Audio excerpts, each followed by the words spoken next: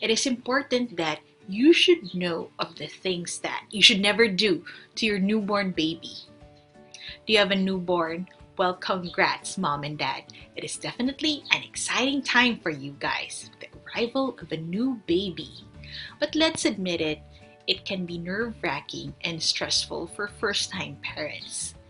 Remember, ask help when you need some. And in this video, we will talk about the 12 things that you should never do to your newborn baby.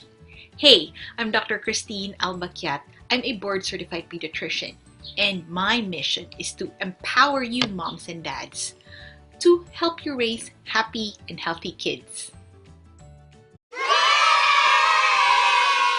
Things that you should never do to your newborn baby.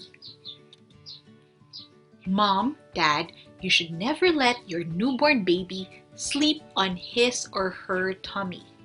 According to the American Academy of Pediatrics, or AAP, letting newborns sleep on their tummies can lead to SIDS, or sudden infant death syndrome. SIDS happens when baby breathes in carbon dioxide repeatedly. And this happens when baby's face is against something with poor ventilation, like a mattress or a pillow. It is recommended to let your newborn sleep on his or her back at all times. According to the American Academy of Pediatrics, every newborn should sleep on his or her own back, in his or her own crib, without any toys and with no soft beddings. Mom, Dad, you should never leave on dirty diapers for too long. You know what? Newborns does poo and pee a lot, even more than older babies. Remember not to leave on dirty diapers for too long because this is not sanitary and can lead to diaper rash. It is extremely uncomfortable for your baby, and diaper rash can be completely avoidable. So you should change the diapers frequently, and you don't even have to wait until it is completely soaked or heavy. If you want to save, my suggestion for you is to try using cloth diapers. You should never let anyone kiss your newborn. Try to avoid kissing baby in their first week of life. This is because newborns have underdeveloped immune system, which means they can easily catch infections or disease. They can even contact herpes. Ask visitors to not kiss your baby and to always wash their hands. You can be firm and polite. It is better to be safe than sorry. Never give your baby plain water. Some may make the mistake of giving the baby some water after they spit up or throw up. But experts advise against giving plain water because this can lead to water intoxication and electrolyte imbalance. This is because a baby's kidneys can't take a lot of water. But the water from the breast milk or formula is just the right amount of water for the baby's first 6 months of life. If baby spits up or throws up, then you can let your baby rest for 20 to 30 minutes before feeding again. Never let baby sleep too long between feedings. Some may make the mistake of waiting for too long between feedings, possibly because of being tired, exhaustion, or the need to get some rest. But remember, baby's first week, it is important that the baby be fed every 2 to 3 hours, even if they don't demand for it.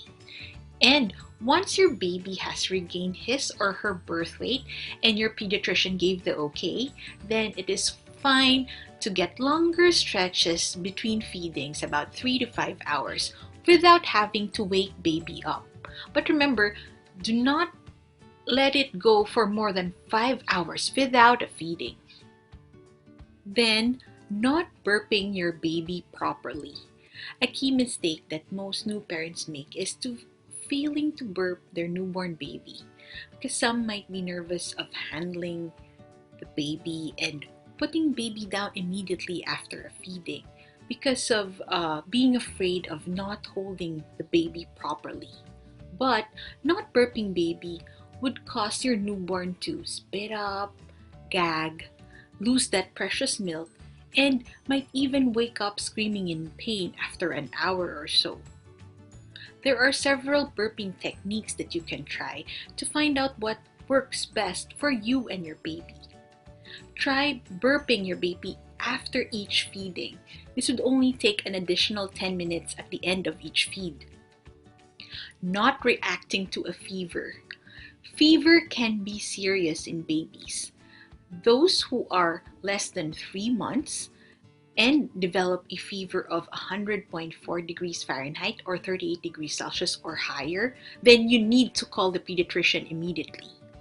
But for older babies greater than 3 months, it is a more complex case, and it's best to check it in a case-to-case basis. It is important at this age to look at your baby. Is your baby happy and playing? Is baby sleeping okay, drinking liquids, or has trouble breathing? If you're worried, then let your pediatrician know about it. Feeding mistakes. Well, new parents can make some feeding mistakes, whether breastfeeding or formula feeding.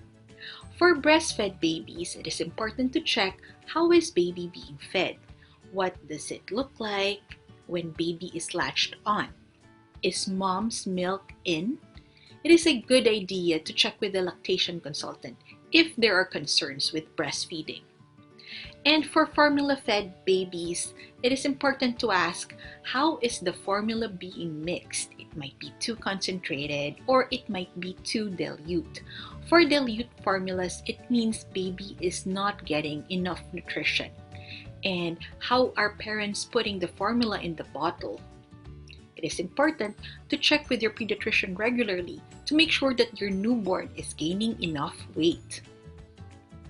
Not installing car seat. Well, hospitals now require you parents to take baby home in an appropriate car seat. So make sure that the car seat is installed before delivery. Here's your checklist. Have you purchased a car seat? Check. Have you learned how to use it? Check. And make sure you use it before baby arrives. Make sure that your newborn's head does not flop forward when attached. Never shake your newborn. Whether you're simply playing with your baby or frustrated with your baby, never do it. Shaking can lead to bleeding in the brain and can even lead to death. If you need to wake your baby up, don't shake your baby, just tickle his or her feet. Or if your baby is fuzzy, try soothing techniques. Or if your baby is sick, better ask your pediatrician about it. Not doing proper umbilical cord care. It is important that you take care of your baby's umbilical cord. Hospitals and pediatricians most practice dry cord care nowadays. That is, leaving the cord dry until it dries up and falls off in 10 days up to 3 weeks. Do not submerge your baby's umbilical cord in water. If you need to give your baby a bath, then do sponge baths while the cord is still in so that you can maintain the dryness of the cord.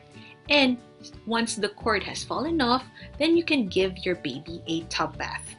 Hey, if you like this video, watch my next video where we talk about other child health problems.